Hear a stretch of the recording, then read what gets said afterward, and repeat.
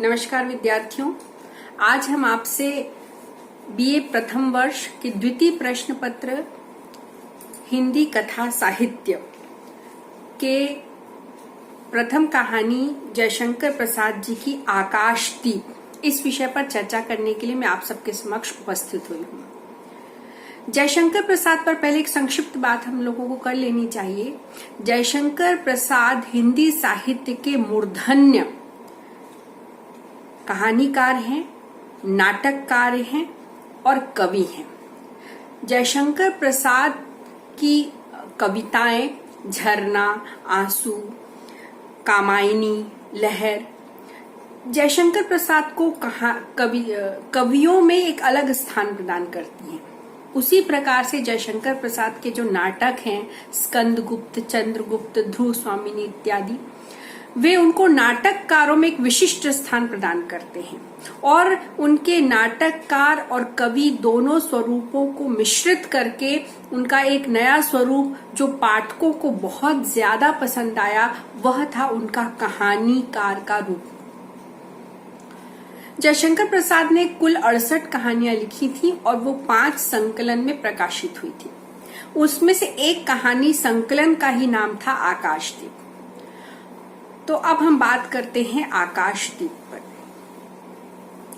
आकाशदीप, जैसा कि जयशंकर प्रसाद की विशेषता रही है कि वे बहुत ही ऐतिहासिक और सांस्कृतिक पृष्ठभूमियों को लेकर उन्होंने अपनी कृतियों में को रचा है। उनकी पुरस्कार कहानी को भी आप देखेंगे तो उसमें कर्तव्य और प्रेम का द्वंद्व चलता है। इसी तरीके से जब हम आकाशदीप कहानी को देखते हैं तो उसमें प्रेम और कर्तव्य, प्रेम और घृणा, इस तरह की दो विरोधात्मक भावनाओं का अंतर्द्वंद्व स्पष्ट दिखाई पड़ता है। और उनकी हर कहानी की तरह इस कहानी में भी कर्तव्य विजयी होता है, मानवता विजयी होती है। सेवा, करुणा, दया जैसी भावनाएं उदात्ततावाद की ओर जाते हुए विजयी होती है।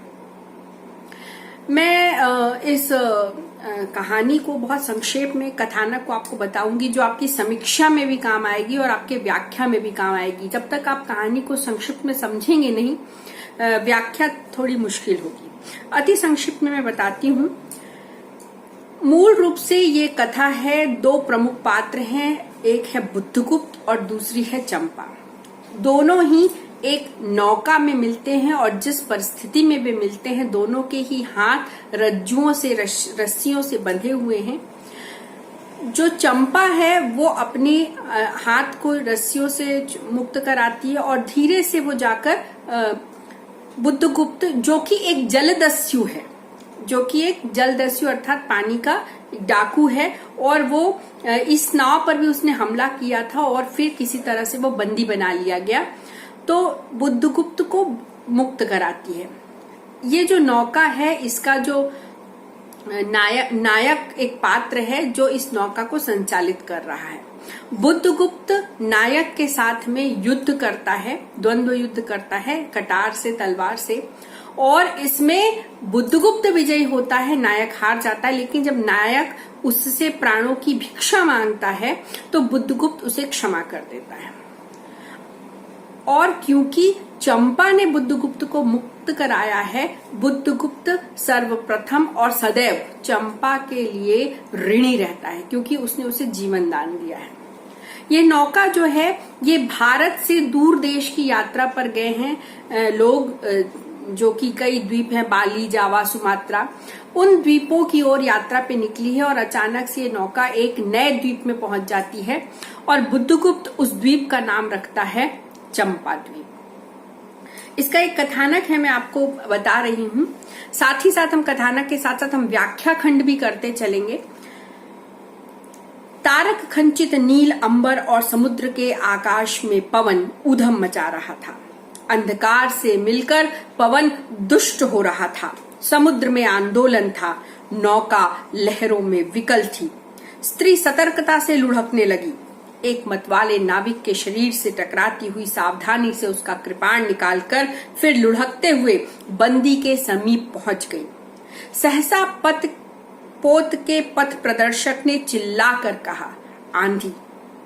यह उस समय का दृश्य है जब नौका में बुद्धगुप्त और चंपा दोनों बंदी हैं। आप इस गद्यांश से आप समझ सकते हैं कि जयशंकर प्रसाद की भाषा हमेशा की तरह परिनिष्ठित, संस्कृतनिष्ठ, क्लिष्ट और बहुत ज्यादा प्रकृति का व्याख्यान करने वाली है। जयशंकर प्रसाद व्यष्टि के लेखक हैं, व्यष्टि के कवि हैं, व्यष्टि के कहानीकार हैं और इसमें भी आप देखिए प्रकृति, समष्टि, व्यष्टि सब को वो बहुत सुंदर तरीके से चित्रित कर रहे हैं। तारक खंचित नील अंबर अर्थात तारों से सजा हुआ नीला आकाश, समुद्र के आकाश में पवन ऊधम मचा रहा था। ऐसा चित्र जयशंकर प्रसाद जी ने खींचा है कि जैसे एक समुद्र है और ऊपर आकाश है, दोनों के बीच में पवन एक छोटे से नन्हे से बालक की तरह ऊधम मचा रहा है। अंधकार से मिलकर पवन दुष्ट हो रहा था। जैसे दो बच्चे आपस में मिलकर और ज्यादा दुष्टता प्रदर्शित करते हैं, उसी तरीके से यहाँ पर एक तो अंधकार और दूसरा पवन दोनों मिलकर शिशुओं की तरह दुष्टता करे, इस तरीके का चित्र जयशंकर प्रसाद यहाँ पर खींचते हैं। नौका लहरों में विकल थी। कोई सामान्य सा लेखक होता तो वो कह सकता था कि नौका डोल रही थी, लेकिन यहाँ पर नौका को एक शिशु की तरह दिखाया गया है जो लहरों में विकल है, व्याकुल है। स्त्री सतर्कता से लुढ़कने लगी, एक मतवाले नाविक के शरीर से टकराती हुई सावधानी से उसका कृपाण निकालकर फिर लुढ़कते हुए बंदी के समीप पहुंच गई। इस दृश्य को हम देख सकते हैं कि स्त्री के दोनों हाथ बंधे हुए हैं, फिर भी वह लुढ़कते हुए एक दूसरे नाविक जो मतवाला है, जो नशे में है, उसकी कृपाण को निकालकर और वो बुद्धगुप्त के पास पहुंचती है और सहसा पोत के पथ प्रदर्शक ने चिल्लाकर कहा, आंधी। एक बड़ा सा पोत है और उस पर एक सामने पथ प्रदर्शक खड़ा हुआ है और जिसे दूर से ही आंधी की आहट सुनाई पड़ रही है और वो पूरे पोत को आगाह कर रहा है, आंधी।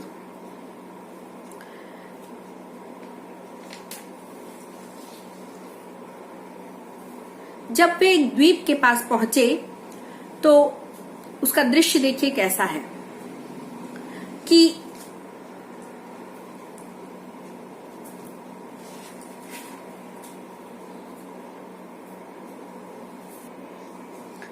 मैं आपकी पुस्तक से कुछ गद्यांश प्रस्तुत कर रही हूं जिसमें चंपा और बुद्धगुप्त एक दूसरे को अपना परिचय दे रहे हैं।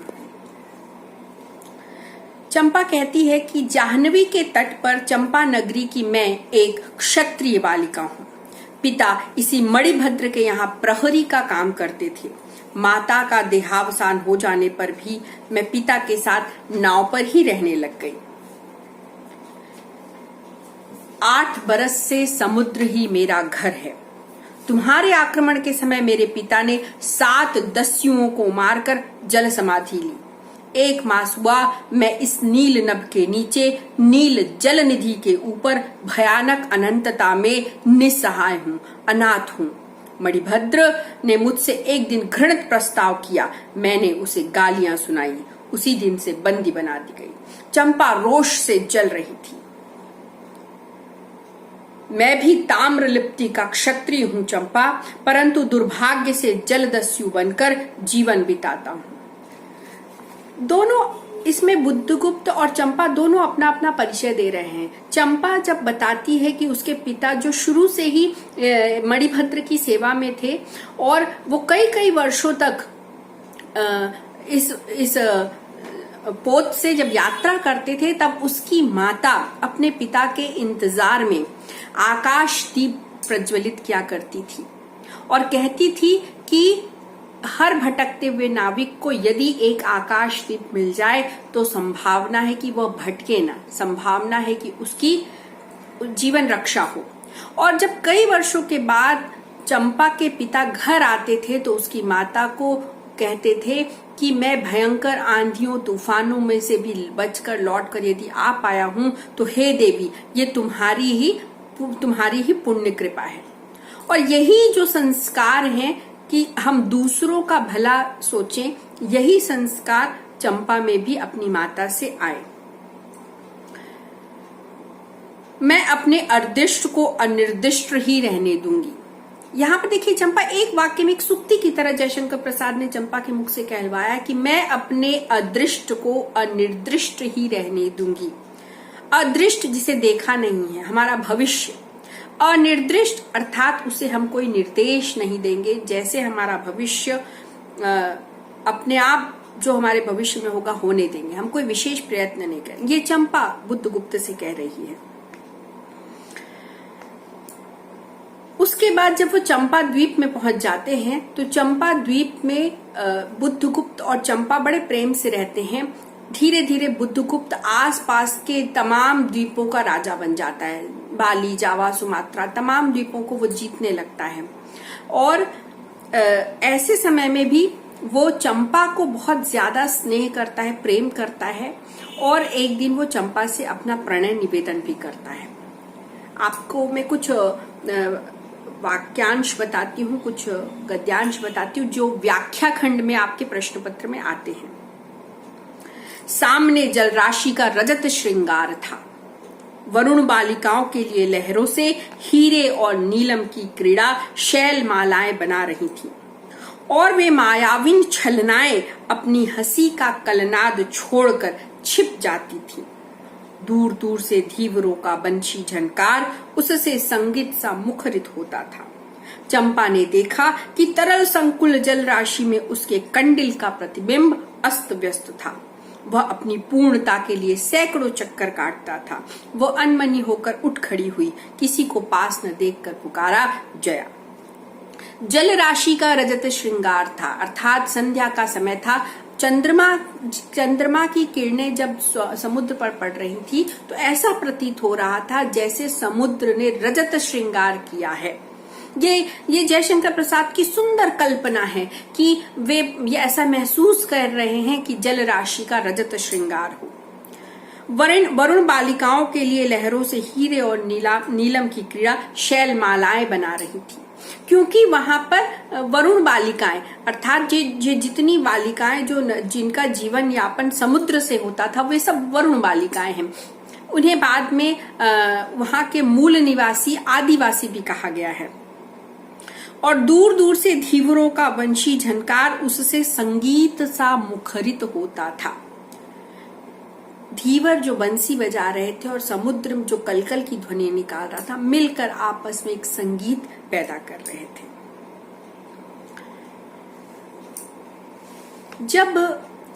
जब बुद्धगुप्त चंपा से प्रेम निवेदन करता है, प्रणय निवेदन करता है, उस समय का एक दृश्य है आपके समक्ष।